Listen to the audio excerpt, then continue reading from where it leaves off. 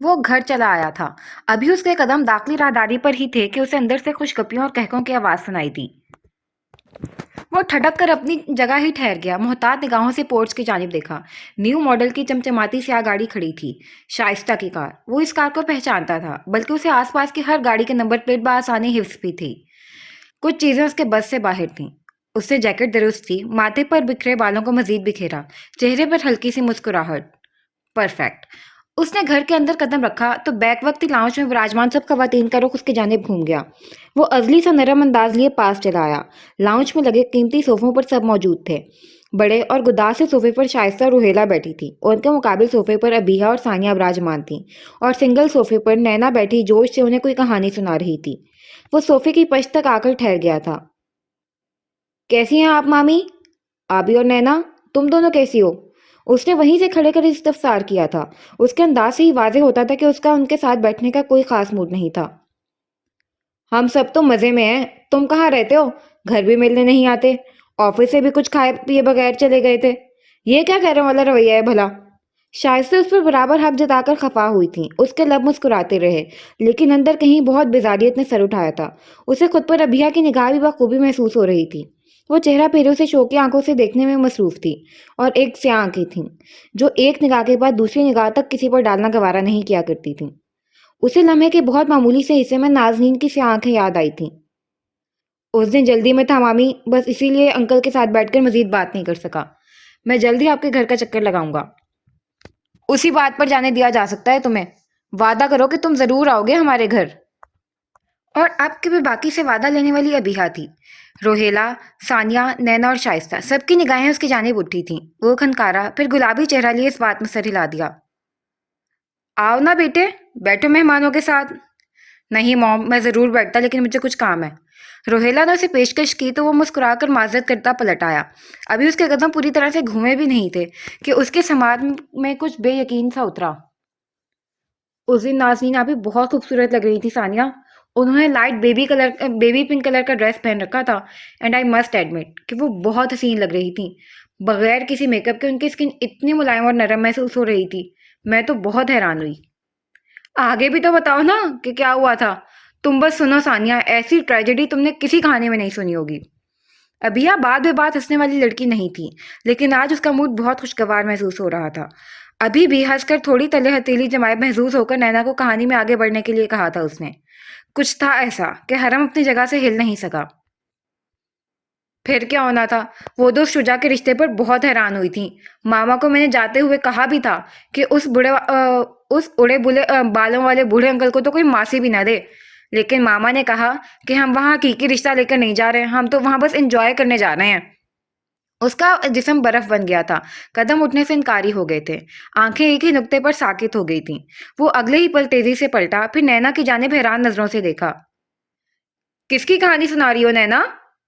اس کے پوچھنے پر جہاں شائستہ چونکی تھی، وہیں روہیلا نے بھی پہلو بدلا تھا، لیکن اس سے پہلے نینا جواب دیتی ابیہا بول پڑی۔ اس کے لبوں پر رقصہ مسکراہٹ اور آنکھوں میں غیر انسانی سی خوشی دیکھ کر حرم ریبی کو اپنا سانس تک رکتا ہوا محسوس ہو رہا تھا۔ نازنین کی کہانی ہے یہ، انتہائی ٹریجک اور بھیانک۔ سننا پسند کرو گے تم؟ اس نے اپنی بھوری آنکھیں ابیہا کی جانب پھیری تھیں، پھر بمشکل مسکرایا، لیکن یہ مسکراہٹ پہلے جیسی نہیں رہی تھی۔ اس کا رنگ نچڑ گیا تھا اور آنکھوں میں ابھرتی سرخی بخوبی محسوس ہونے لگی تھی، لیکن اسے خود پر قابو رکھنا ہی تھا۔ وہ اگر خود پر قابو نہیں رکھتا تو شاید اس کہانی کی تہہ تک کبھی نہیں پہنچ پاتا۔ بالکل سننا پسند کروں گا۔ کیا ہوا ہے؟ ویسے بھی میں پچھلے کئی دنوں سے بور ہو رہا ہوں۔ تم بتاؤ پھر آگے کیا ہوا؟ نینا، وہ صوفے کی پشت پر ہاتھ رکھے دلچسپی سے سننے کے لیے جھکا ہوا تھا، لیکن یہ تو اس کا دل جانتا تھا کہ اس نے سب کچھ الٹنے سے خود کو کیسے روکا ہوا تھا۔ بہت برا ہوا پھر حرم بھائی، وہ کہہ کر ہنسی تو ابیہا بھی ہنس پڑی۔ ثانیہ ان کی ہنسی کو نہ سمجھی سے تک رہی تھی اور حرم کے دانت جم گئے تھے۔ ماما نے کہا کہ عورت کی ایک خاص عمر نکل جائے تو اسے کوئی مرد نہیں پوچھتا، اور انہیں تو بالکل بھی نہیں جن پر پہلے سے منہ مارا گیا ہو۔ اس نے ہاتھ جھلا کر بالکل شائستہ کی طرح کہا تھا۔ اس کے ہاتھوں نے صوفے کی پشت کو بھینچ ڈالا تھا۔ یہ بھی کہ مرد کی عمر کون دیکھتا ہے، اس کی تو محض گرم جیب اور بینک بیلنس ہی دیکھا جاتا ہے۔ اور ویسے بھی آپ کی بیٹی کون سا چھوٹی بچی ہے، یہ بھی اب 28 کی ہونے والی ہے، جلدی بوڑھی بھی ہونے لگے گی، پھر کوئی اسے پوچھے گا بھی نہیں۔ अभिया एक बार फिर इस जुमले पर हंस पड़ी थी। सानिया ने बेचैनी से पहलू बदला। उसे समझ नहीं आ रहा था कि इस सारे किस्से में हंसने वाली बात क्या थी। हरम पीछे हो गया। उसके नकुश में ऐसी सख्ती घुल गई थी कि कोई उसे देखता तो डर जाता। वो अगले ही पल पलटा और तेजी से जीने पलांगता गायब हो गया। वो इतनी फुर्ती से जीने बूर करके गया था कि उनमें से किसी को भी उसकी गैर मौजूदगी का एहसास न हो सका। वो ऊपर अपने कमरे में दरवाजे से लगा गहरे गहरे सांस ले रहा था। रंगों रगों में जलन के गहरे एहसास ने जगह ले ली थी। उसका हाथ गुस्से से कांपने लगा। आंखें पूरी तरह से सुर्ख हो गईं। वो आगे बढ़ा और फिर वॉशरूम का दरवाजा धाड़ से खोला। अब वो बेसन पर झुका खुद के चेहरे पर पानी के छींटे मार रहा था। एक उसी तरह उसका गुस्सा संभल सकता था। उसने सर उठाकर सामने लगे शीशे में अपना चेहरा देखा। यू जस्ट वेट शाइस्ता, उसने जमे दांतों के साथ कहा था। फिर तौली से मुंह खुश्क करता बाहर चला आया। फिर चंद पल बेड पर सर दोनों हाथों में गिराए वो खामोशी से बैठा रहा। उसी पहर उसका फोन बज उठा। उसने बिना देखे फोन कान से लगा लिया था। हरम, सीसीटीवी कैमरे बहुत सारे हैं, इन सबको रिकवर करना बहुत मुश्किल हो रहा है। हमें कुछ और सोचना होगा। सारंग की आवाज पर वो चंद पल खामोशी से सामने खड़ी दीवार को तकता रहा। फिर सीधा हो बैठा। Black box, black box check करो सारंग। होटल के बाहर तो गाड़ियों का मुस्तकिल खड़ा रहना ना मुमकिन नहीं। तो मज़र राहत के घर के बाहर खड़ी गाड़ियों के ब्लैक बॉक्स देखो। ज़रूर उसमें कुछ ना कुछ तो कैद हुआ ही होगा। उसकी बात पर दूसरी जानिब सारंग ने हनकारा भरा था। फिर कुछ याद आने पर उसे बताने लगा। अरे हाँ, नाज़नीन के डॉक्टर का नाम और पता मैं तुम्हें टेक्स्ट कर रहा हूँ। तुम जाकर उनसे मिलाना। डॉक्टर बासित नाम है उनका। उन्होंने ही नाज़नीन को मेंटली इल करार दिया था। अगर तुमने तरीके से बात की तो हमें नाज़नीन के बारे में बहुत कुछ मालूम हो सकता है। ठीक है, तो मुझे टेक्स्ट कर दो जल्द अज जल्द। मैं आज ही मिलाता हूँ उससे। उसने कहकर फोन कान से हटा लिया। फिर उसे बेड पर डाल दिया। अगले ही पल बेड से उठ खड़ा हुआ। अलमारी में मौजूद सेफ को खोल कर खड़ा। अब वो रिवॉल्वर और हथेली जितना धार खंजर अपने लिबास में अड़स रहा था। फिर जूं ही अलमारी का पट बंद करके पलटा तो ठटक कर ठहर गया। उसके ऐन सामने अदील खड़ा था, उसका बड़ा भाई, जो कि उसे सख्त नापसंद करता था। उसने काफी दिनों बाद अदील का सामना किया था। बड़ी जल्दी में लग रहे हो ब्रो। कभी इस बड़े भाई पर भी निगाहें गलत डाल दिया करो। उसकी जानिब से कसे गए तंज पर वो मुस्कुराता हुआ आगे बढ़ आया था। फिर उसके मुकाबिल आ खड़ा हुआ। उसका कद अदील से 2 इंच दराज था। वो भी वजीहा नकूश वाला खूबसूरत मर्द था। बस उसकी आंखें हरम की आंखों से मुख्तलिफ थीं। उनमें रोहेला का रंग झलकता था, जबकि हरम की आंखें बिल्कुल सुहेल जैसी थीं, हल्के भूरे रंग की, गहरी और पुरकशिश। भाई ने अपने छोटे भाई को खुद ही परे धकेल दिया है। नहीं तो छोटा भाई तो हमेशा से दीवाना था बड़े भाई का। उसकी आवाज में तंज का कोई शायबा ना था। उसे अदील से कभी कोई मसला नहीं रहा था, ना ही उसका अदील की जायदाद पर कब्जा करने का ऐसा कोई इरादा था। उसे तो इस कारोबार में ही दिलचस्पी नहीं थी। फिर भला वो क्यों कर उसके हिस्से पर नजर रख सकता था। लेकिन ये बात अदील को कभी समझ नहीं आई थी। वो उसे हमेशा से अपने साथ मुकाबले के तराजू में तोलता आया था।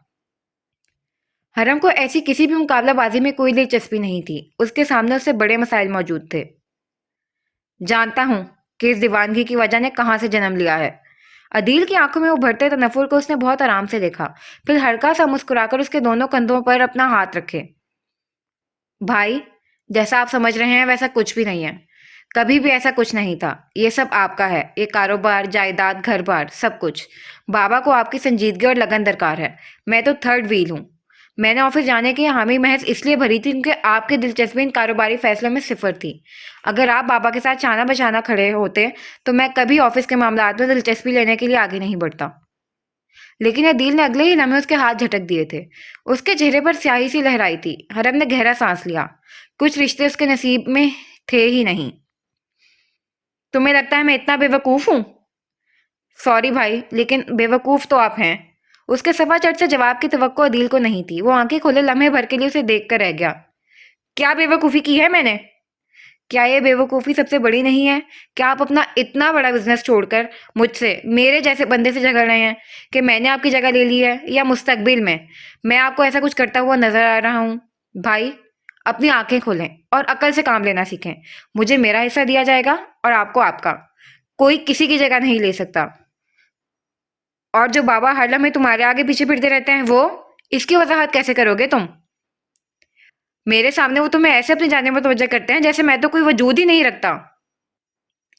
उसकी बात सुनकर अरहम ने एक बार फिर से गहरा सांस लिया था। फिर बेजार सा आबरू उठाकर उसे देखे गया। उनकी स्ट्रेटजी समझें। वो आपको ये एहसास दिलाने के लिए मुझे ऐसे मुखातिब करते हैं। उन्हें मुझसे कोई खास लगाव नहीं। आप अभी भी उनके लिए सबसे ज़्यादा अहम हैं। लोगों के रवैयों को समझने की कोशिश करें और इतने सादा तरीकों पर यकीन करना बंद कर दें आप। वो उसके साथ से निकलने के लिए आगे बढ़ा था, फिर स्टडी टेबल पर रखा पेन उचककर स्टिकी नोट पर चंद नंबर घसीटने लगा। फिर पलटकर उसे अदील की जानिब बढ़ाया। अगर आपके लड़कियों जैसे जेलसी वाले मसाइल ख़त्म हो जाएं, तो प्लीज़ इन हजरात से बात कर लेना। ये आपको ऑफिस के बाकी सब मामलात समझा देंगे। अदील ने चारों नचारों उसके हाथ से वो चिट ले ही ली थी।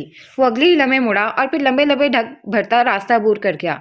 हाथ में थामी मोबाइल स्क्रीन को निगाहों के सामने किए वो उस पते को हिफ्ज कर रहा था जो सारा ने उसे चंद लम्हात पहले भेजा था। लेकिन फिर अगले ही पल उसे रुक जाना पड़ा। जीनों के दहाने पर अभिया उसी की मुंतजिर लग रही थी। उसने एक निगाह खाली पड़े राउंड पर डाली और फिर आहिस्तगी से उतर आया। किसी बात पर नाराज हो क्या मुझसे? नरूठेपन से कहती हुई उसे जहर लग रही थी। उसने संजीदगी से उसकी जानिब देखा था। ऐसी खौफजदा कर देने वाली संजीदगी अभिया के लिए नई थी। वो ना समझी से उसे देखने लगी। मैं किसी से नाराज नहीं होता। फिलहाल मसरूफ हूँ, बाद में बात करते हैं। साफ साफ क्यों नहीं कहते कि तुम्हें नाजरीन के बारे में सुनकर बुरा लगा है? देख रही हूँ मैं, दिन ब दिन तुम उनमें जरूरत से ज्यादा दिलचस्पी लेने लगे हो। वो जो रुख फेरे आगे बढ़ने ही लगा था, अगले ही पल ठहर गया था। पलट कर ठंडी आंखों से अभिया की जानिब देखा और फिर अपना सरापा इंतहाई सुकून से उसकी तरफ फेर लिया। अभिया ने गलत बंदे को गलत जगह पर छेड़ दिया था। शूटर्स को गुस्सा नहीं दिलाना चाहिए। उनके गुस्से से पनाह तलब करनी चाहिए, क्योंकि वो वाकईतन बहुत बेरहम हुआ करते हैं। अब तुम मुझे अपने जाने में तवज्जो नहीं कर सकी, तो इसमें नाज़नीन की खूबसूरती का क्या कसूर है? चांटा। बहुत जोरदार चांटा मारा था उसने अभिया के मुंह पर। शायद ही किसी ने अभिया को इल्फाज के ऐसे चांटे से कभी नवाजा हो।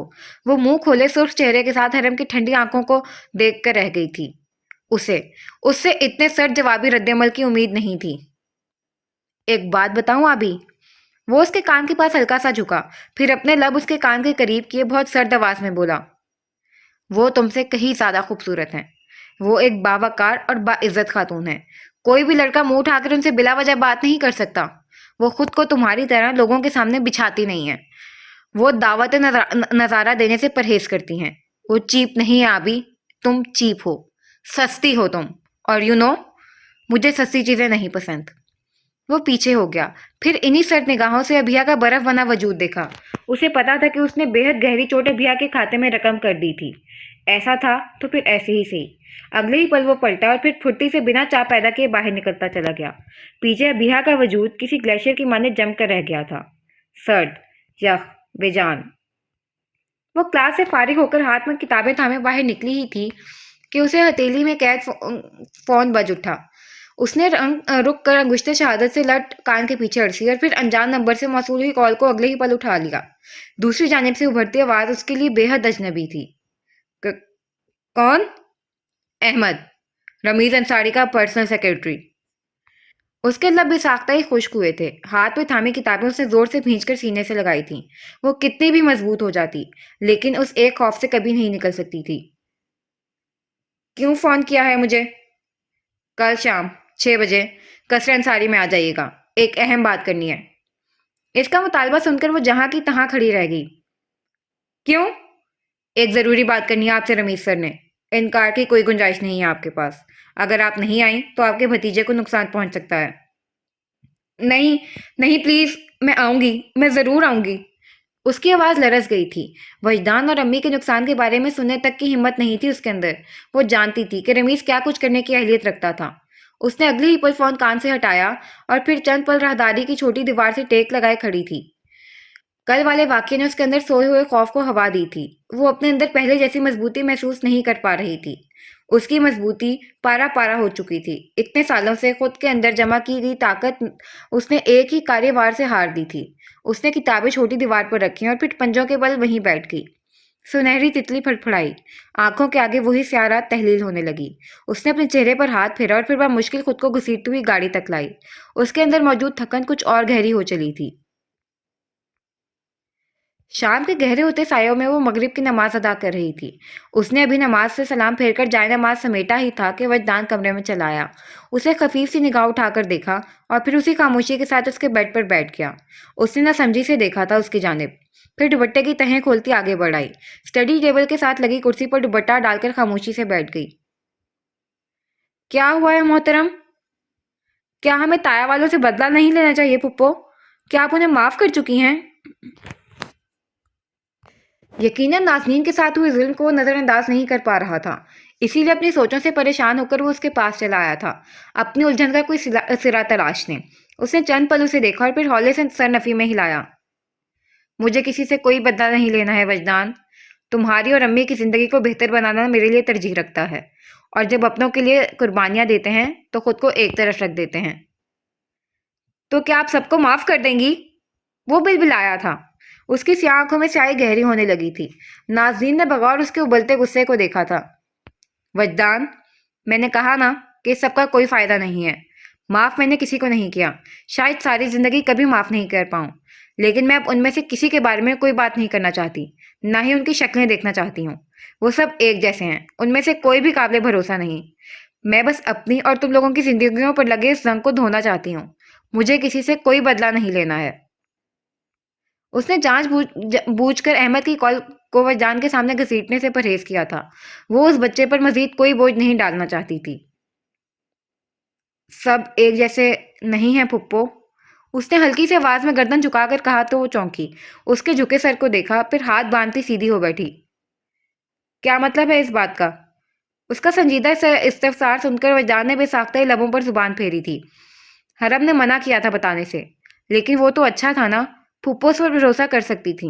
उसने अगले ही पल चेहरा उठाया था। आप आप डांटेंगी तो नहीं? उसने खुश्क पड़ते हलक को तर करके कहा तो नाज़नीन की आंखें सिकुड़ गईं। वो किसी नतीजे पर नहीं पहुंच पा रही थी। डांटने वाली हुई तो जरूर डांटूंगी। वो चंद पल लब काटता उंगलियां बाहम फंसाते बैठा रहा और फिर हौले से बोला, हरम भाई, वो सब जैसे नहीं है पुप्पो। वजदान, सीधी तरह कहो क्या कहना चाह रहे हो? उसके आसपास सुर्ख बत्तियां जलने लगी थीं। रगो पैर में एकदम बेचैनी सी फैल गई। उसकी स्याह आंखें अचानक ही परेशान सी नजर आने लगी थी। वो उस दिन जब आपका यूनी में मसला खड़ा हो गया था तब वो आए थे यहाँ। फिर हमने तय किया कि आपकी मदद करेंगे, लेकिन आपको बताए बगैर। उन्होंने मुझसे कहा कि आप उनसे नाराज हैं, जब भी उनकी जानिब से हर मदद को धुतकार देंगी। तो उसीलिए हमने इसीलिए वो वीडियोज़ उस शाम मीटिंग रूम की स्क्रीन पर किसी स्लाइड शो की तरह चल रही थीं। मैं पिछले पूरे हफ्ते से इस मसले को लेकर उलझी हुई थी और मोहतरम वजदान अंसारी, मेरे इंतहाई करीबी शनासा, मुझसे इस किस्से की हकीकत को राज रखे हुए थे। बहुत अच्छे, ज़बरदस्त। और हरम, तुम्हें उस अजनबी से मदद लेने की क्या ज़रूरत थी? वो भी मेरे मामले में। उठ जाओ यहाँ से वजदान, मुझे अभी तुमसे मज़ीद कोई बात नहीं करनी। और उसने तैश में आकर अपना रुख ही उसकी जानिब से फेर लिया था। उसका चेहरा सुर्ख हो रहा था और हिद्दत से उसकी आंखें भर आई थीं। कैसे दावे किए थे उसने हरम के सामने कि वो सबको उखाड़ फेंकना जानती है, लेकिन हकीकत में उसकी मदद के बगैर वो कुछ भी नहीं कर पाती। उसका दिल चाहा वहीं धाड़े मारकर रोना शुरू करते। उसे अपनी इज्जत नफ्स बेहद अजीज थी। वो किसी के भी सामने अपने आप को झुकाने का सोच भी नहीं सकती थी। फुप्पो, प्लीज मेरी बात तो सुने। मुझे कोई बात नहीं सुननी है वजदान, अभी के अभी जाओ यहाँ से। उसके बाद वजदान को बेहद खुश्क महसूस हुई थी, लेकिन वो अपनी जगह से हिल नहीं सका। उसे नाज़रीन को कायल करना ही था। हरम भाई ने भी यही कहा था पुप्पो। और वो अगले ही पल घूमी थी, लब भींचकर गुस्से गुस्से सी आंखों से वजदान को घूरा। क्या कहा था उसने? यकीनन यही कहा होगा कि तुम्हारी फूफो से एक मसला तक नहीं संभला। उसे तो मौका मिल गया होगा मेरा मजाक उड़ाने का।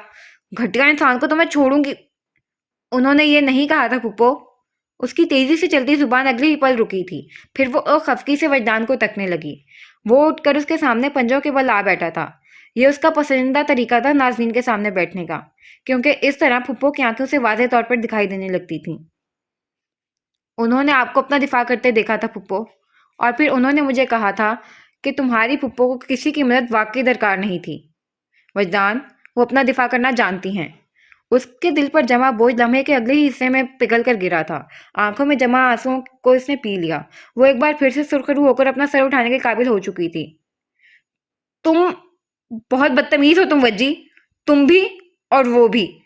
وجدان مسکرایا تھا، پھر اسی طرح اسے دیکھتا رہا۔ اس کی آنکھوں میں جگمگاتی امید دیکھ کر اگلے ہی پل اسے ایک سوال یاد آیا تھا۔ یہ امید، ہوپ کیا چیز ہوتی ہے پھپھو؟ اس نے آنکھیں رگڑ کر اسے دیکھا، پھر آہستہ سے بولی، ہوپ ایک سمبل ہوتا ہے، اپنی سی بڑی طاقت پر انحصار کا سمبل، اس بڑی طاقت کا آپ کو کسی گہرے اندھیرے سے بچا لینے کا سمبل۔ انسان کی سب سے بڑی امید کیا ہوتی ہے پھپھو؟ اس کے سوال پر بنا کسی تردد کے نازنین کی زبان سے پھسلا تھا، اللہ۔ اور وہ لاجواب ہو گیا تھا۔ اگر اللہ کسی تنہا پہر میں انسان کی مدد نہ کریں تو؟ اس نے سیاہ آنکھیں اٹھا کر وجی کو دیکھا تھا۔ اس کی ذہانت کے ساتھ وہ ایسے ہی سوالات کی توقع کر سکتی تھی اس سے۔ ایسا نہیں ہوتا۔ آپ کو اتنا یقین کیوں اور کیسے ہے؟ اللہ نے عزازیل کو بھی تو تنہا چھوڑ دیا تھا۔ اور وہ آنکھیں کھولے اس کے حوالے پر دیکھ کر رہ گئی تھی اسے۔ یکدم اسے خوف محسوس ہوا تھا۔ وہ اس کی آنکھوں میں جھانک کر بہت نرمی سے سمجھانے والے انداز میں کہنے لگی، وجی، اللہ نے کبھی عزازیل کو تنہا نہیں چھوڑا تھا، بلکہ اس کے اندر پلتے کھوٹ نے اسے دنیا اور آخرت کی ذلت سے دوچار کیا ہے۔ وہ مایوس ہو گیا تھا۔ اس نے اللہ کی جانب سے مایوسی اختیار کر لی تھی۔ اسے لگا تھا کہ اللہ اس کے حق میں زیادتی کر رہے ہیں، اللہ اس کا مقام کسی اور کو دے رہے ہیں، لیکن ایسا نہیں تھا وجی۔ وہ مقام اس کا کبھی تھا ہی نہیں۔ اللہ ظلم نہیں کیا کرتے، اللہ ایک کی چیز دوسرے کو نہیں دیتے، یہ اللہ کا طریقہ نہیں ہے۔ لیکن جو اس کی جانب سے مایوسی اختیار کر کے اپنے فیصلے اس کی مرضی کے خلاف کرتے ہیں وہ ابلیس بن جاتے ہیں۔ مایوس، سیاہ، اندھیر۔ وہ چند پل اس کی آنکھوں کو دیکھتا رہا، بالکل خاموشی سے۔ اور انسان کو کیا چیز انسان بناتی ہے پھپھو؟ امید۔ امید انسان کو انسان بناتی ہے۔ وہ مایوس ہو کر اپنے فیصلے کرنے کے بعد خود کو خدا سمجھنے لگتا ہے۔ اسے ایک ہی چیز اللہ کی طرف واپس لا سکتی ہے، اور وہ ہے امید۔ اللہ کی طرف سے مل جانے والی معافی کی امید۔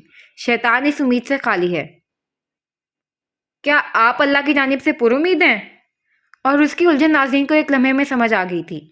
وہ اداسی سے مسکرا کر پیچھے ہو بیٹھی، پھر نرمی سے اس کی جانب دیکھا۔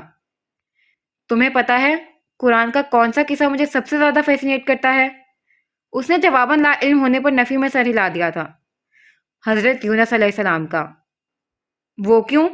اس نے وجدان کو دیکھا اور پھر ہولے سے بولی، وہ اس لیے کیونکہ وہ اندھیروں میں قید تھے وجی۔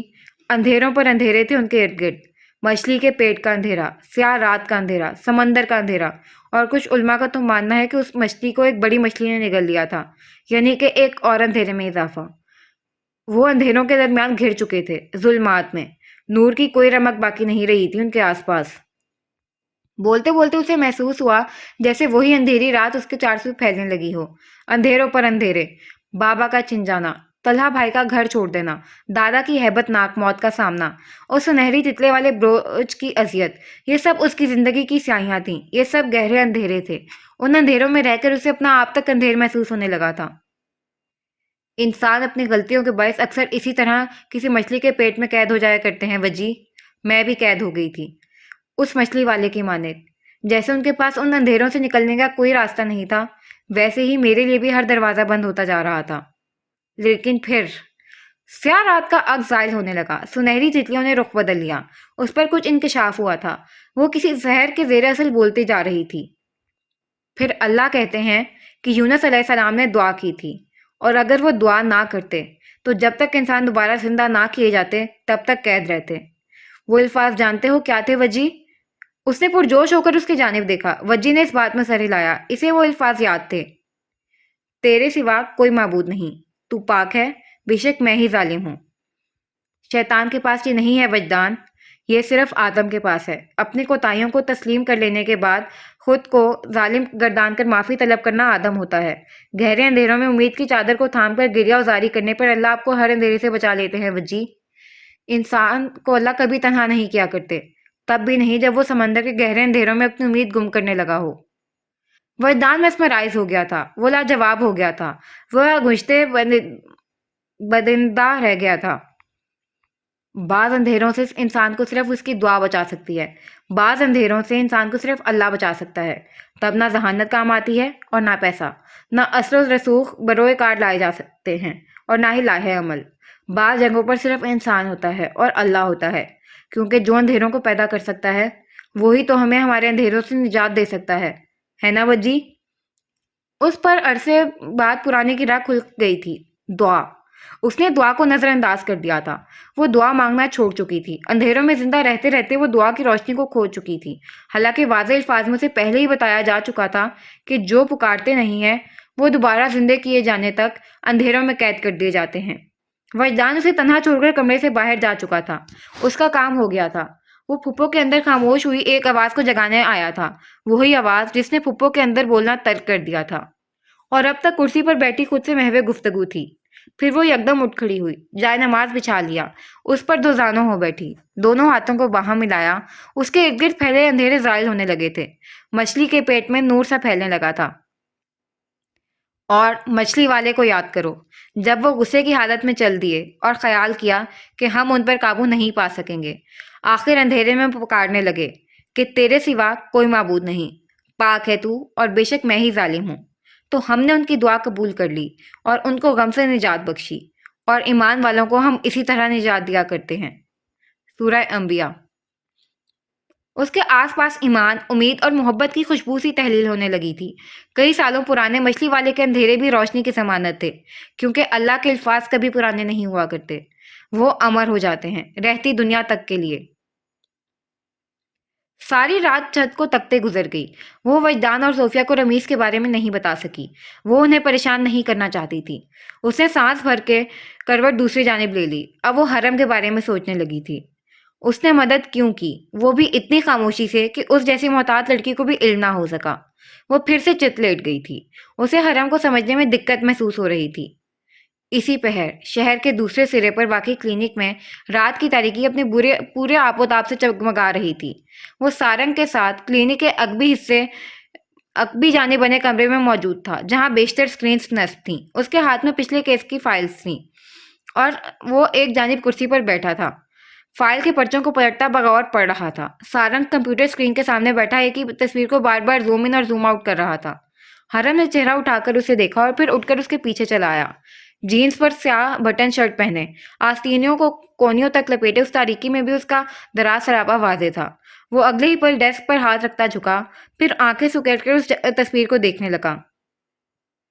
مجھے ایک بات سمجھ نہیں آ رہی حرم، یہ پچھلے سب وکٹمز کے لباس پر ریٹس، چوہوں کا بروچ کیوں لگایا گیا ہے؟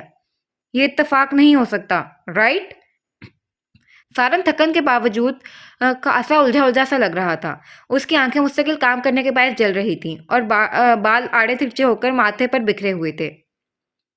اتفاق کچھ بھی نہیں ہوتا۔ یہ ریٹس کس چیز کو سمبلائز کرتے ہیں؟ کس کو؟ خود سے ہی سوال کر کے وہ سیدھا ہو گیا تھا، پھر لب دبا کر ان تصاویر کو دیکھے گیا۔ اس نے یہ بات اسٹڈی کرتے ہوئے نظر انداز کر دی تھی، لیکن سارنگ نے مشترکہ چیز کو ہر وکٹم پر دیکھا تو اس کی جانب نشاندہی کی۔ اور ایک جانب تو ریٹس کی جگہ مچھلی کا بروچ بھی لگایا گیا ہے۔ یا تو قاتل کو جانوروں سے بہت زیادہ محبت ہے، یا پھر وہ ہمیں ان نشانیوں کے ذریعے کچھ سمجھانا چاہتا ہے۔ سارنگ نے کہہ کر بھی ساختہ ہی ابھرتی جمائی روکی تھی۔ وہ جلدی سے جھک کر ماؤس ہاتھ میں لیے تیزی سے تصاویر کو پیچھے کرنے لگا، پھر اس وکٹم پر ٹھہر گیا جس کے لباس پر مچھلی کا بروچ اسے مارنے کے بعد ایسی جگہ لگایا گیا تھا جہاں دیکھنے والی ہر آنکھ کے لیے وہ واضح ہو جاتا۔ قاتل یہ بروچ دکھانا چاہتا تھا۔ مچھلی کس چیز کو سمبلائز کرتی ہوگی؟ سارنگ کا سر اب گھومنے لگا تھا۔ ابھی وہ اسٹیپ کو بند کرنے ہی لگا تھا کہ حرم سیدھا کھڑا ہو گیا۔ مچھلی نہیں سارنگ، ذوالنون۔ ذوالنون ہے اس سمبل کا مطلب۔ ذوالنون؟ اس کا کیا مطلب ہوا؟ حضرت یونس علیہ السلام، انہیں ذوالنون کہا گیا ہے۔ ذوالنون کا مطلب ہے مچھلی والا، کیونکہ وہ سروائیو کر گئے تھے اس مچھلی کی تاریکی کو۔ اور یہ ریٹس بلا وجہ وکٹمز کے لباس پر نہیں لگائے گئے۔ ایک تجربہ ہوا تھا 1950 میں۔ ڈاکٹر کرٹ ریچرڈ کی نگرانی میں یہ تجربہ کیا گیا تھا، جس میں چوہوں کو پانی میں رکھ کر ان کے سروائیو کرنے کی صلاحیت کو ماپا گیا تھا۔ کوئی سرا اس کے ہاتھ آنے لگا تھا۔ تیزی کے ساتھ بولتا وہ کسی نتیجے پر پہنچنے ہی والا تھا۔ عمومی طور پر 15 منٹ بعد چوہے دم توڑ جایا کرتے تھے، لیکن کچھ چوہوں کی قوت مدافعت بہت مضبوط تھی۔ وہ 15 منٹ بعد بھی زندہ رہے۔ ان چوہوں کو پانی سے نکال کر تازہ دم کیا جاتا اور پھر سے انہیں پانی میں ڈال دیا جاتا۔ لیکن جانتے ہو سارنگ، اس دفعہ کیا ہوا تھا؟ سارنگ کی ساری نیند اڑ چکی تھی۔ وہ آنکھیں پھیلائے اسے تیزی کے ساتھ بولتا ہوا دیکھ رہا تھا۔ کیا؟ اس دفعہ وہ چوہے زندہ رہے۔ کیا؟ لیکن کیسے؟ یہ وہی چوہے تھے جو 15 منٹ بعد ہمت ہار کر مرنے والے تھے، لیکن اس دفعہ ان چوہوں کو امید تھی کہ وہ پھر سے بچا لیے جائیں گے، تو وہ اس پانی میں اپنی آخری قوت لگا کر تیرتے رہے۔ اور جانتے ہو ان چوہوں نے کتنے وقت تک سروائیو کیا تھا پھر؟ 15 منٹ؟ سارنگ کی زبان سے ایک اندازہ پھسلا تھا۔ حرم نے نفی میں سر ہلایا۔ 10 منٹ؟ 5 منٹ؟ سارنگ تیزی سے بولتا جا رہا تھا، لیکن حرم نفی میں سر ہلاتا اس کے ہر اندازے کو رد کرتا جا رہا تھا۔ 60 گھنٹے! وہ چوہے 60 گھنٹوں تک سروائیو کرتے رہے تھے سارنگ، کیونکہ وہ جانتے تھے کہ وہ بچا لیے جائیں گے۔ امید، ہوپ، یہ بہت طاقتور شے ہوتی ہے سارنگ، یہ ڈوبتے سفینوں کو بچانے کی طاقت رکھتی ہے۔ قاتل بہت زیرک ہے، اس نے کبھی ان وکٹمز کو مکمل طور پر ختم نہیں کیا، اس نے آخری وقت تک اپنے ٹارگٹس کو زندہ رکھا۔ جو جینے کی امنگ لیے زندہ تھے وہ کئی دنوں تک سروائیو کرتے رہے، لیکن جو زندہ رہنے کی ہمت خود میں نہیں پاتے تھے وہ اسی جگہ ان چوہوں کی مانند دم توڑ گئے۔ قاتل نے ان وکٹمز کو اسی لیے مارا سارنگ، کیونکہ وہ ہمیں ایک سبق دینا چاہتا ہے کہ جو زندہ رہنا چاہتے ہیں وہ زندہ رہ جاتے ہیں، اور جن کے اندر قوت مدافعت کی مضبوطی ہوتی ہے وہ بچ جاتے ہیں، وہ آخری وقت تک اس پانی میں تیرتے رہتے ہیں۔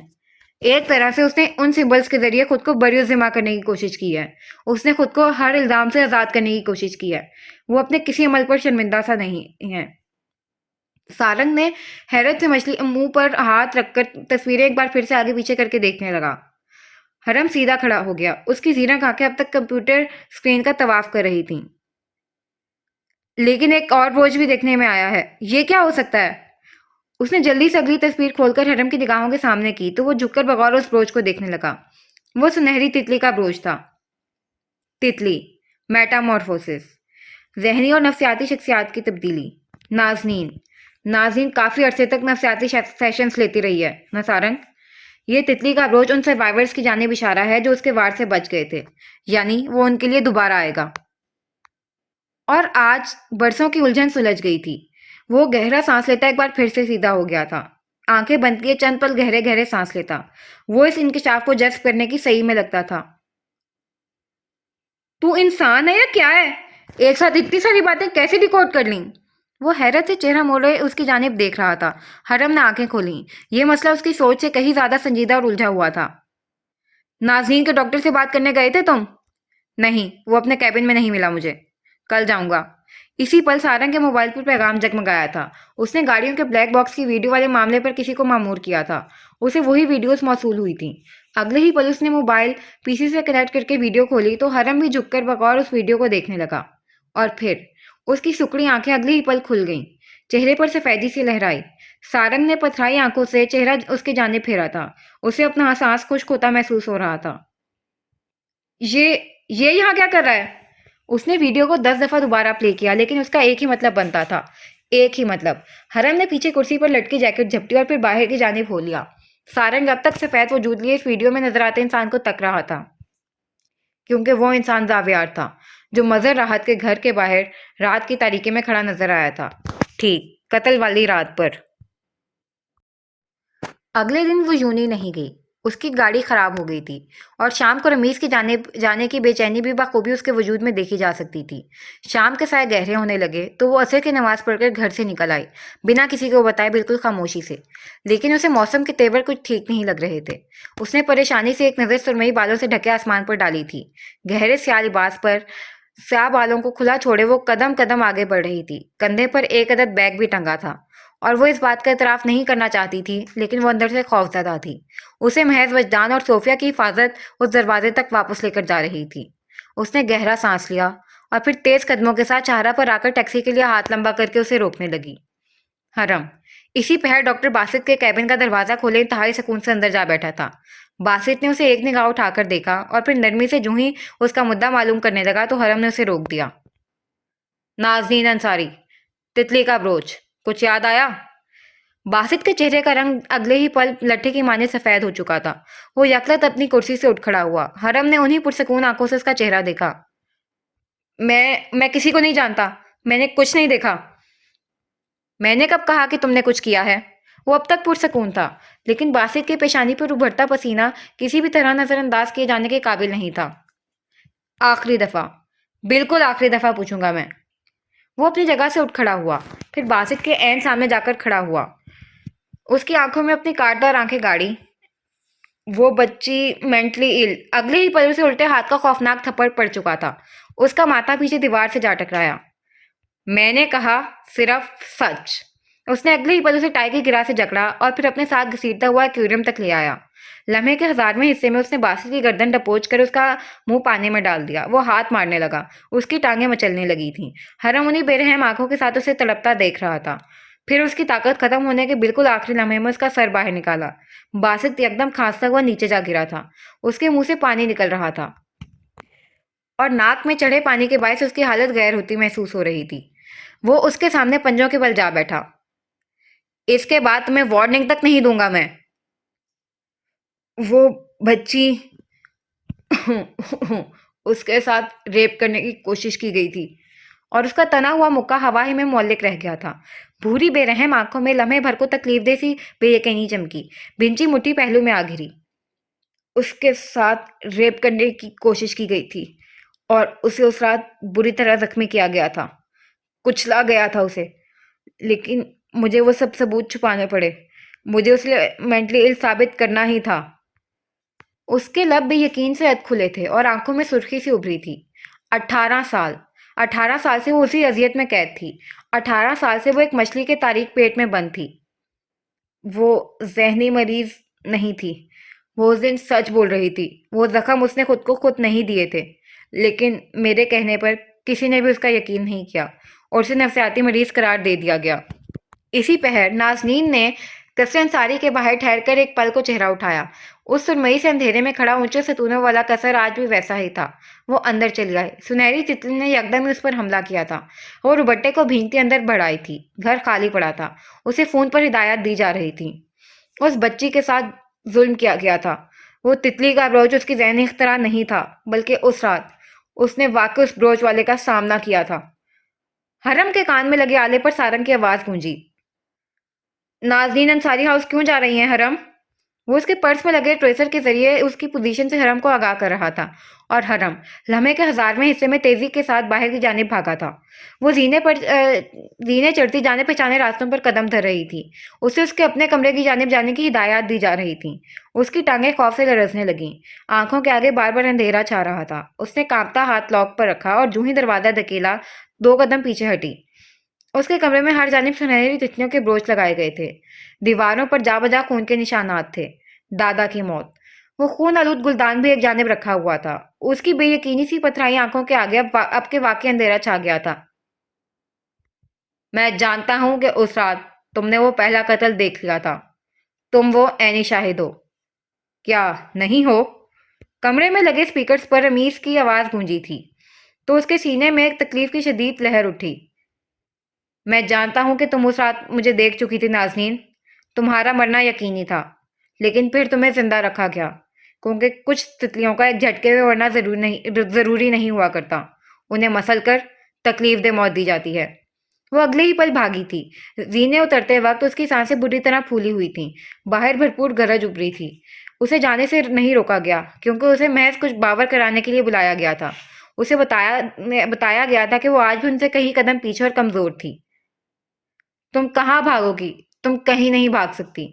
तुम्हें उस रात वो सब नहीं देखना चाहिए था। स्पीकर्स पर अब तक आवाज गूंज रही थी। वो उस घर से भागती हुई बाहर निकली थी। आसमान से बारिश तड़ातड़ बरसने लगी।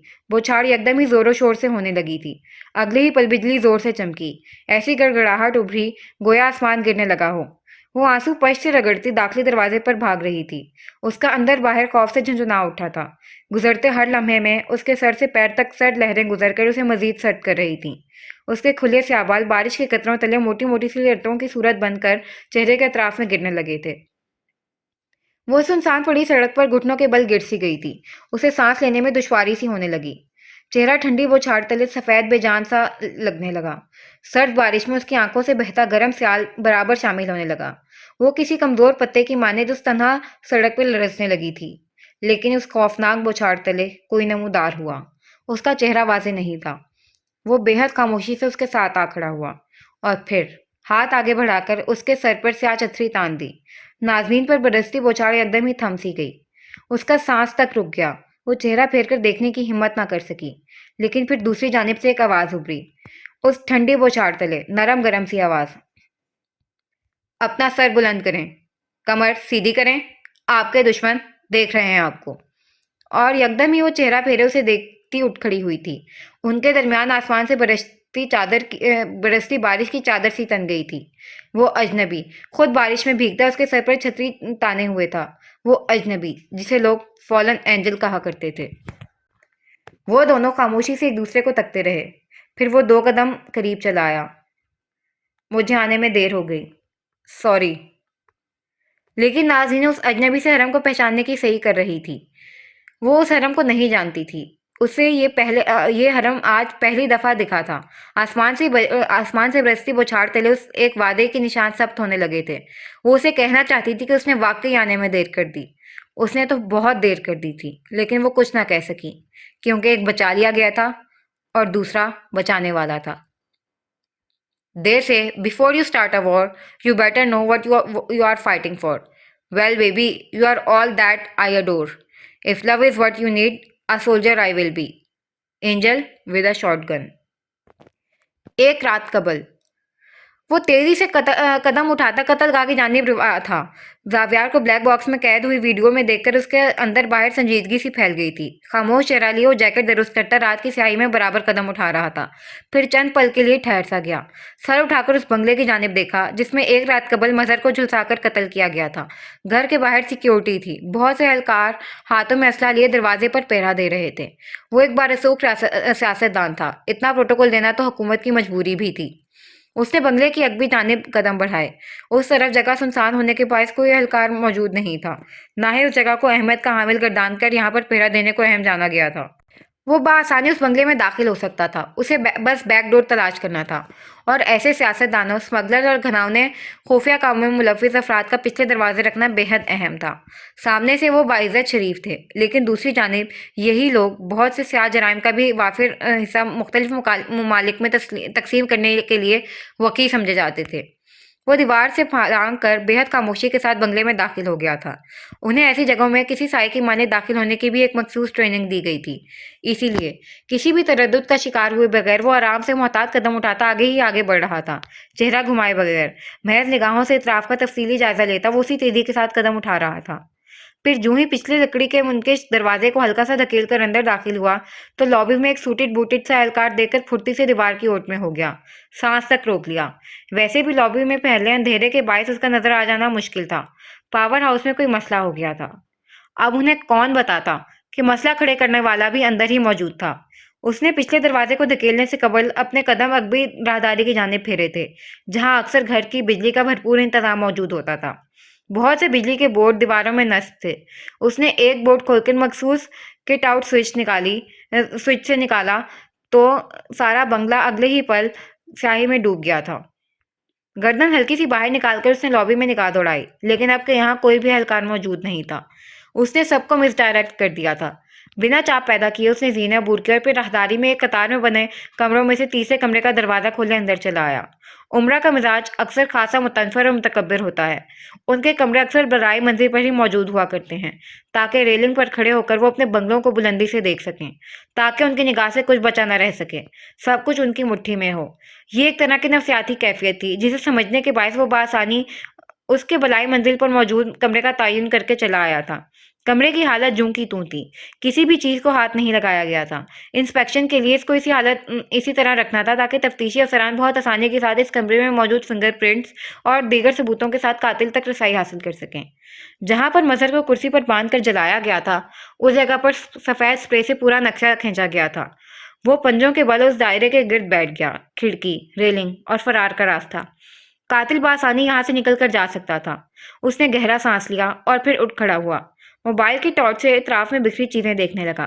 مظہر کی چیزوں میں کچھ بھی مشکوک نہیں تھا، شاید اس کے آنے سے قبل ہی کوئی آ کر تمام ثبوت مٹا گیا تھا۔ وہ چند قدم مزید آگے بڑھ کر اب بیڈ پر نفاست سے ڈلی چادر کو ہٹا کر دیکھ رہا تھا، پھر تیزی سے ہاتھ چلا کر درازوں میں چیزیں الٹ پلٹ کر دیکھنے لگا۔ کچھ بھی قابل اعتراض نہیں تھا۔ اس نے ابھی قدم پھیرے ہی تھے کہ لمحے بھر کے لیے ٹھہر سا گیا، پھر آہستہ سے بیڈ کے نیچے جھک کر فرش پر ٹارچ ماری تو ایک کونے میں انگشت شہادت جتنی USB گری ملی۔ اس نے ہاتھ آگے بڑھا کر USB ہاتھ میں لی اور اسی پل گل بتیاں روشن ہو گئیں۔ پھر اس نے قدموں کی چاپ سنی، کوئی تیزی کے ساتھ کمرے کی جانب بڑھ رہا تھا اور اگلے ہی پل کوئی دروازہ بھی کھول چکا تھا، لیکن کمرہ بالکل خاموش تھا۔ وہاں کوئی زیرو موجود نہیں تھا۔ چند پل دروازہ کھلا رہا اور پھر بند کر دیا گیا۔ کھڑکی کی جانب ریلنگ کے ساتھ اونچائی پر کھڑا وہ سانس روکے ہوئے تھا، پھر آہستہ سے بندروں کی طرح دیوار سے اتر گیا۔ اب اس کا رخ بنگلے سے باہر کی جانب تھا۔ سڑک پر آ کر اس نے USB نگاہوں کے سامنے کی۔ اس میں کوئی سوراخ بھی ہو سکتا تھا اور نہیں بھی۔ کمرے کو اچھی طرح سے ڈیبگ تو کر دیا گیا تھا، لیکن شاید جلد بازی میں یہ ایک USB گر گئی تھی اور کسی نے بھی اس کی جانب توجہ نہیں کی تھی۔ اس نے اگلی ہی پل اسے جیب میں اڑسا اور تیزی سے سڑک عبور کر کے کار کی جانب چلا آیا۔ اب کہ اس کا رخ اپنے اپارٹمنٹ کی جانب تھا۔ گھر سے خاصی فاصلے پر موجود اس اپارٹمنٹ نے اسے ہمیشہ فرحت بخشی تھی۔ یہاں وہ سکون سے اپنا کام بنا کسی وضاحت کے کر سکتا تھا۔ اندر آ کر اس نے جیکٹ اتاری اور پہلی فرصت میں کمرے کے اندر چلا آیا۔ کمرے کے وسط میں بیڈ رکھا گیا تھا۔ اس پر لحاف بھی نفاست کے ساتھ لپٹا رکھا تھا۔ اسی بیڈ کے دائیں جانب ذرا فاصلے پر الماری تھی، ایک جانب سنگل ڈور کی الماری۔ چہرہ گھما کر دیکھا جاتا تو محض سفید دیواریں نظر ہی آتی تھیں۔ اس کمرے بلکہ اس پورے اپارٹمنٹ میں کوئی بھی فضول سامان رکھنے سے پرہیز کیا گیا تھا۔ اس نے الماری کا پٹ وا کر کے لٹکے کپڑوں کو دائیں بائیں کیا تو سامنے موجود سرمئی رنگ کی دیوار واضح ہو گئی۔ اس نے ایک جانب بنے بٹن کو چھوا تو سرمئی دیوار اپنے آپ ہی درمیان سے کھل گئی۔ وہ قدم الماری میں رکھ کر اس دروازے کے اندر چلا آیا۔ یہاں سے ایک چھوٹی سی راہداری تھی اور ایک سرے پر ایک سیاہ دیوار موجود تھی جس پر مخملی نیل رنگ پردے لٹکے ہوئے تھے۔ وہ آگے بڑھایا، پھر قریب آ کر ان پردوں کی ڈوری کھینچی تو وہ درمیان سے کسی تھیٹر کے پردوں کی مانند کھل کر جدا ہو گئے۔ سامنے ہی دیوار پر مختلف تصاویر لگی ہوئی تھیں۔ یہ ایک طرح سے اس کا چھوٹا سا انسپیکشن روم تھا۔ اس نے ہاتھ میں تھامی مظہر کی تصویر کو سامنے چسپاں کیا، پھر اس پر سرخ مارکر سے دائرہ بنایا۔ اس تنظیم کا ایک بے حد اہم کارندہ مارا گیا تھا۔ اسے اب اس قاتل کا انتظار تھا کہ وہ اپنا دوسرا نشانہ کس کو بناتا ہے۔ زہر آباد میں محض 3 سروائیور بچے تھے، وہ، زاویار اور سارنگ۔ سارنگ کی جانب سے اسے خدشہ لاحق نہیں تھا، خدشہ اسے زاویار کی جانب سے لاحق تھا۔ وہ چند قدم پیچھے ہٹا اور پھر اس بڑی سی تصویر کو اپنے تخیل کے پردے پر دیکھنے لگا۔ نازنین، زہر آباد، طلحہ، رمیز اور زیر زمین کرتی خفیہ تنظیم، یہ ساری چیزیں آپس میں گتھم گتھا تھیں۔ نازنین کی پاکٹ سائز تصویر سامنے اس لکڑی کی وال پر چسپاں تھی۔ اسے یہ تصویر دیکھ کر ہی اس کے ڈاکٹر کا خیال آیا۔ پردے لگا کر وہ کچھ سوچتا ہوا باہر چلا آیا۔ اگر اس تنظیم کا بانی رمیز خود تھا اور اگر یہ تنظیم پچھلے 3-4 سالوں سے سرگرم تھی تو اس کی جڑیں اس قدر گہری نہیں ہوں گی۔ اسے اپنی کارروائی مظہر سے ہی شروع کرنی تھی، لیکن کوئی عین موقع پر اسے قتل کر کے فرار ہو گیا تھا۔ اس نے دکھتے سر کو صوفے کی پشت سے ٹکایا اور پھر سر پر جھولتے فانوس کو دیکھے گیا۔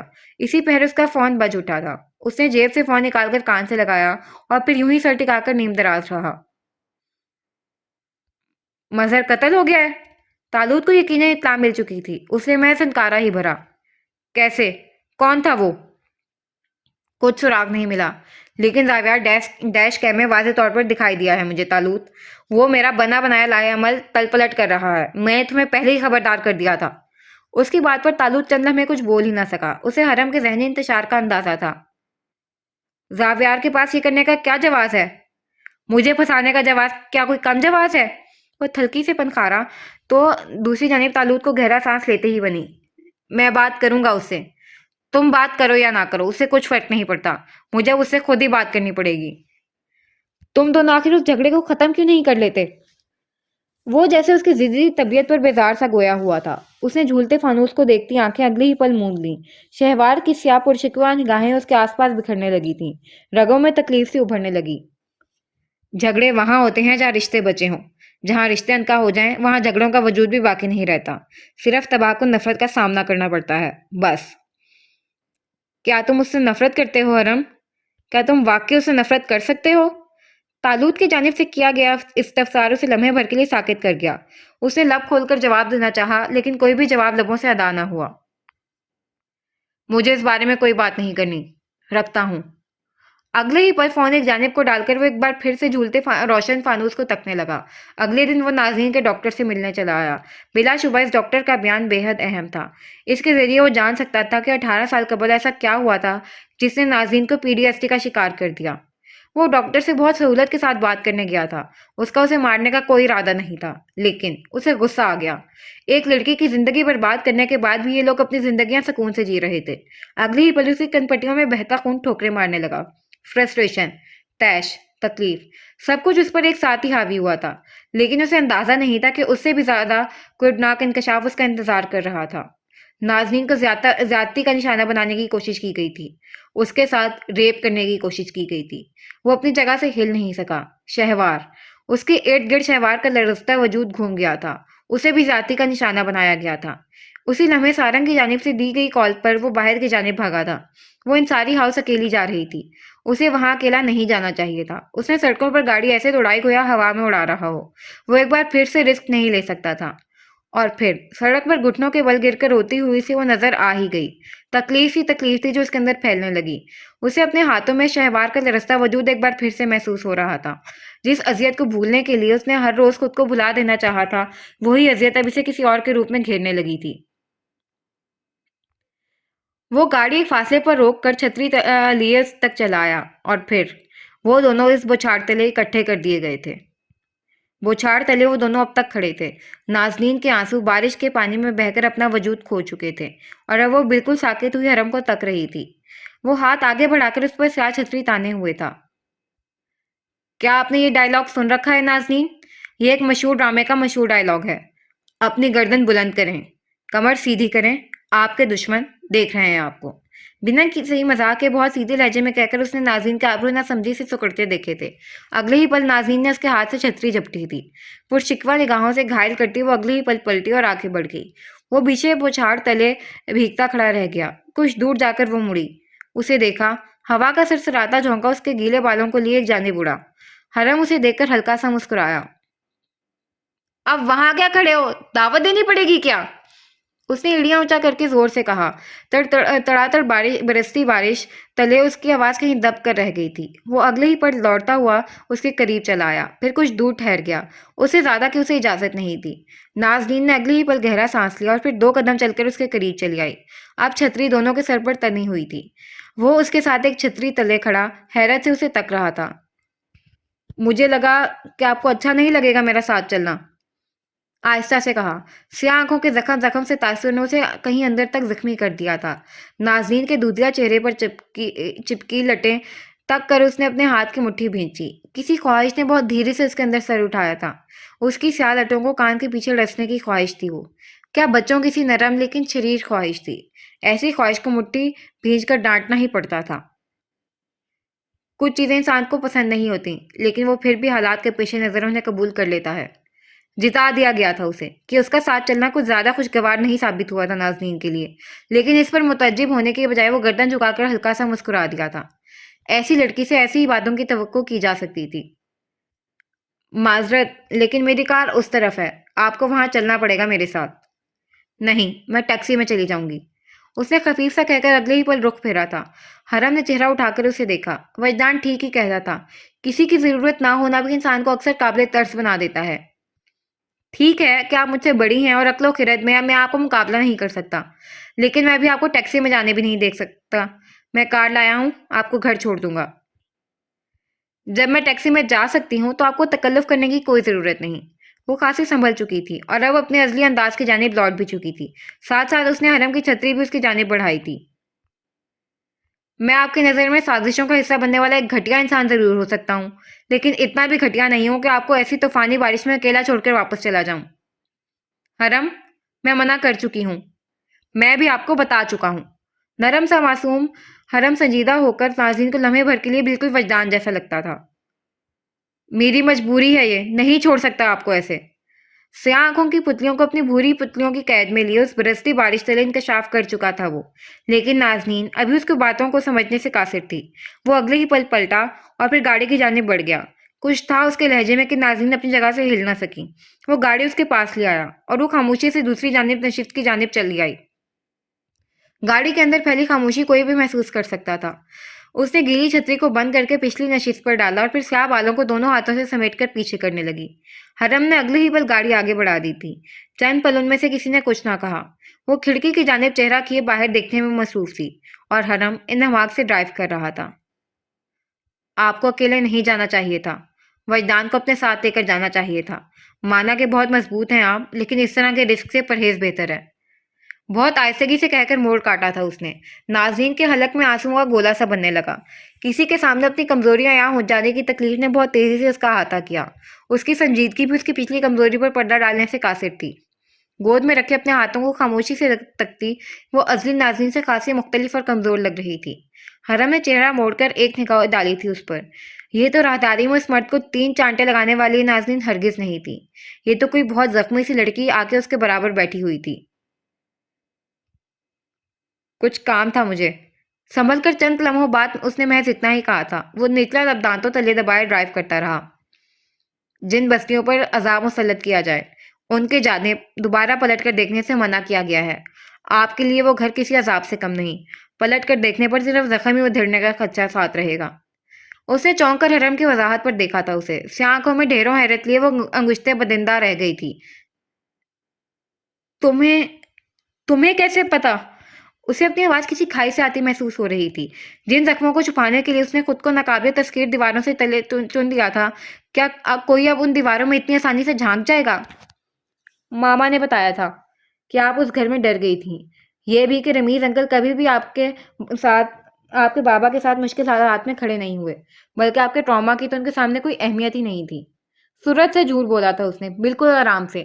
وہ اس کے جواب پر ڈول سی گئی، پھر خاموشی سے اپنا رخ سامنے کی جانب پھیر گئی۔ اپنے زخموں پر بات کرنے کے لیے اس کے پاس الفاظ کی کمی ہمیشہ رہی تھی۔ پچھلی باتیں بھول جانے ہی میں عافیت ہوا کرتی ہے۔ مجھے نہیں لگتا کہ آپ پچھلی ایک بھی بات بھولی ہیں۔ موڑ کاٹتے ہوئے وہ ایسی باتیں کر رہا تھا جو ناظرین کو لاجواب کر دینے کے لیے کافی تھیں۔ تمہیں کیسے پتا چلا کہ میں یہاں آئی ہوں؟ تردید کرنے کی بجائے اب وہ بےحد آہستگی سے استفسار کر رہی تھی۔ حرم کے لیے اس کا یہ رخ بالکل نیا تھا۔ وہ جو زبان کی تیزی سے لوگوں کو پارا پارا کرنے کی صلاحیت رکھتی تھی، وہی لڑکی اپنے زخموں کی بابت آج بھی کہیں اندر سے خوفزدہ تھی۔ وہ ان کے بارے میں بات کرنے کی ہمت خود میں نہیں پاتی تھی۔ مجھے کیسے پتا چلے گا بھلا؟ بس یہاں سے گزر رہا تھا تو آپ دکھ گئیں۔ Thank you. اس نے بہت سے آنسو پلکوں پر ہی روک کر کہا تھا۔ حرم نے اس بات میں سر ہلایا، پھر ہلکا سا چہرہ پھیر کر اس کی جانب دیکھا۔ سوری۔ اس کی جانب سے کہے گئے بے وقت کے سوری پر ناظرین کی آنکھوں میں نہ سمجھی سی ابھری، لیکن اس کی اگلی نگاہ حرم کے ہاتھ کی پھٹی جلد پر پڑ چکی تھی۔ اس کی نگاہوں نے اس کے ہاتھوں سے چہرے تک سفر کیا۔ کس لیے؟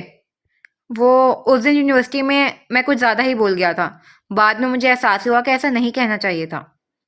اور اسی گلٹ کو مٹانے کے لیے تم وجدان کے ساتھ مل کر میری مدد کرنے یونیورسٹی آ پہنچے۔ اس نے سمجھ کر انتہائی سکون سے سر ہلاتے ہوئے کہا تو وہ گڑبڑا گیا۔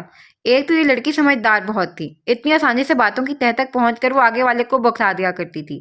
وہ بھی اس سے ایسے وار کی توقع نہیں کر رہا تھا۔ نہیں، میں نے کب کی؟ صاف انکار، منہ پر جھوٹ۔ اس نے گہرا سانس لے کر چہرہ کھڑکی کی جانب دوبارہ سے پھیر لیا تھا۔ مجھے تمہاری جانب سے کی گئی اس مدد کی وجہ سمجھ نہیں آ رہی تھی، لیکن تھینکس ٹو یو مجھ پر اب وہ وجہ بھی واضح ہو گئی ہے۔ یہ باتوں کو آپ ہمیشہ اپنا رنگ کیوں دے دیتی ہیں؟ وہ خفا ہوا تھا۔ ماتھے پر گرے گیلے بال ہلکے ہلکے سوکھنے لگے تھے۔ باتوں کا جیسا رنگ ہوتا ہے میں تو انہیں اسی رنگ میں سمجھنے کی عادی ہوں۔ کیا یہ جھوٹ ہے کہ تم اس دن وجدان کے ساتھ یونیورسٹی میں موجود نہیں تھے؟ ٹھیک ہے، میں تھا، لیکن میں محض آپ کی تھوڑی سی مدد کرنا چاہتا تھا۔ میرا اور کوئی مقصد نہیں تھا آپ کے مسائل میں ہاتھ ڈالنے کا۔ حرم، اس نے ضبط سے کہا تو وہ جو ابھی مزید وضاحت دینے کے لیے لب واہ کرنے ہی لگا تھا، مسکرا کر خاموش سا ہو گیا۔ اسے اپنا نام ناظرین کے منہ سے سن کر الگ ہی مزہ آیا تھا، لیکن دوسری جانب اس کی مسکراہٹ ناظرین کو سمجھ نہیں آئی تھی۔ اب مسکرا کیوں رہے ہو؟ اب کیا میں مسکرا بھی نہیں سکتا؟ اتنی ظالم کیوں ہیں آپ؟ معصومیت بھری خفگی پر ناظرین کے ماتھے پر ڈلے بل اگلے ہی پل ڈھیلے پڑ گئے تھے۔ وہ گہرا سانس لے کے سیدھی ہو بیٹھی، اب کہ اس کی آنکھوں میں خفگی کم تھی۔ کیا مسکرانا اتنا بڑا جرم ہے ناظرین؟ خاندان کی لڑکیاں مرتی ہیں میری ایک عدد مسکراہٹ کے لیے۔ کہیں مر ہی تو نہیں جاتی وہ؟ سر جھٹک کر طنز کیا گیا تھا ناظرین نے۔ حرم نے لب سکیڑ کر خفگی سے اس کی جانب دیکھا۔ ہاں، اب وہ کچھ پہلے والی ناظرین لگ رہی تھی۔ میں کہتا ہوا اچھا تو نہیں لگوں گا، لیکن خاندان بھر کی مائیں اپنی بیٹیوں کا رشتہ مجھ سے گھانٹنا چاہتی ہیں۔ ظاہر ہے اب اتنا ہینڈسم، پیارا، معصوم، سچا اور امیر لڑکا انہیں کہاں مل سکتا ہے؟ سچا؟ او خدایا، کیا اس نے سچا کہا تھا؟ وہ اس کی طویل وضاحت پر نہ چاہتے ہوئے بھی مسکرا کر کھڑکی کی جانب اپنا رخ پھیر گئی تھی۔ اس کے خوف سے کانپتے ہاتھ پیر معمول پر آ گئے تھے، گلے میں لگتا پھندا آزاد ہو گیا تھا۔ جانے اگر حرم نہ آتا تو وہ اس طویل سڑک کو کیسے پاٹ سکتی؟ اس نے اگلی ہی پل ممنون نگاہوں سے اسے دیکھا تھا۔ ٹھیک ہے میں پیارا ہوں، لیکن اب ایسے نہ دیکھیں، مجھے اکثر شرم بھی آ جاتی ہے۔ اور اس کی چلتی زبان پر ناظرین نے بے ساختہ صرف چہرہ کھڑکی کی جانب پھیر لیا۔ حرم کے لبوں کو ہلکی سی مسکراہٹ نے چھو لیا۔ ओह! अच्छा तो आप मुस्कुराना जानती हैं? मुझे तो लगा था कि आप महज़ राहदारियों में चलते लोगों के कान बजाने में महारत रखती होंगी। तुम हमेशा से इतना बोलती हो या फिर मेरे साथ ज़्यादा बोलने का भूत सवार हो जाता है तुम पर? लड़के खामोश अच्छे लगते हैं। ज़्यादा बोलने से उनकी शख्सियत में वो ख़ासियत नहीं रहती जो रहनी चाहिए। ये कैसी बकवास थ्योरी है? हरम को इसकी मंतक बिल्कुल भी पसंद नहीं आई थी। ये बकवास नहीं, हकीकत है। ये हकीकत नहीं, फ़रेब है। गौर करें। मुस्कुरा कर कहा था उसने, लेकिन अभी वो उसकी बातों को नहीं पकड़ सकती थी। क्या मतलब? कुछ नहीं मिस नाज़नीन, जो ज़्यादा बोलते हैं उनके अंदर एक ख़ामी हुआ करती है कि वो कुछ भी बोल जाते हैं। इनकी बातों को नज़रअंदाज करना चाहिए। पिछले जुमलों का असर अगले जुमलों से कैसे ज़ाहिर किया जाता है उसे आता था। उसके घर के सामने गाड़ी रोकते हुए उसने एक निगाह नाज़रीन पर डाली थी। वो यूं ही उसे शुक्रिया कहकर दरवाज़ा खोलने बाहर निकलने लगी तो उसकी पुकार पर ठहर गई। फिर चेहरा फेर कर उसे देखा। भूरी आंखों में कुछ लहराया था, कुछ ठंडा सा, लेकिन वो इस जज्बे को कोई नाम न दे सकी। खौफ से निजात का एक ही रास्ता हुआ करता है कि उसका सामना किया जाए। उससे छुपकर अपने आप को दीवारों में छुपा लेने से इंसान पर से वक्ती अजाब तो टल सकता है, लेकिन अब्दी अजाब नहीं। अब्दी अजाब से निजात के लिए आहनी सलाखें तोड़कर उन्हें सर करना होता है। ये लड़का पिछले लड़के से इतना मुख्तलिफ और एकदम से गहरा क्यों लग रहा था? मैं इस बात का इतराफ़ नहीं करना चाहती, लेकिन मैं आज भी खौफज़दा हूँ। जाने कैसे वो बहुत आराम से कह गई थी। कहने के बाद उसे अपने इंकशाफ पर खुद भी हैरत हुई। हरम चंद पल उसे देखता रहा, फिर आहिस्ता से बोला, मैं जानता हूँ। गाड़ी के शीशे पर मोटी-मोटी बूंदें एक बार फिर से बरसने लगी थीं। तुम मुझे डरा रहे हो, मैं आपको बचा रहा हूँ। बूंदें अब और तेजी के साथ शीशे पर लुढ़कने लगी थीं। मुझे मसीहाओं से खौफ आता है। इसकी बात सुनकर वो हल्का सा मुस्कुराया था, फिर उसकी आंखों में झांका। कुछ मसीहा खौफजदा कर देने की हद तक मसीहा साबित होते हैं नाज़नीन। वो बर्फ बनी उसके जवाबात सुन रही थी। दरवाजे को थामे उसके हाथों में सर्द सी लहर दौड़ गई थी। वो अगली ही पल मुड़ी और तेजी से बाहर निकलती चली गई। उसने मुड़कर हरम को एक नज़र देखा तक नहीं, और वो स्टीयरिंग व्हील को थामे खामोश निगाहें लिए सामने तकता रहा। सारी मुस्कुराहट मफकूद हो चुकी थी, नरमी सिमट गई थी। इसने जूं ही चेहरा झुकाया तो उसे सीट के नीचे कुछ चमकता हुआ महसूस हुआ। वो अब्रू सुकेड़ झुका और एक बारीक सी चेन में लटके चंद मोती नुमा हार को उंगलियों में थाम कर उठा लिया।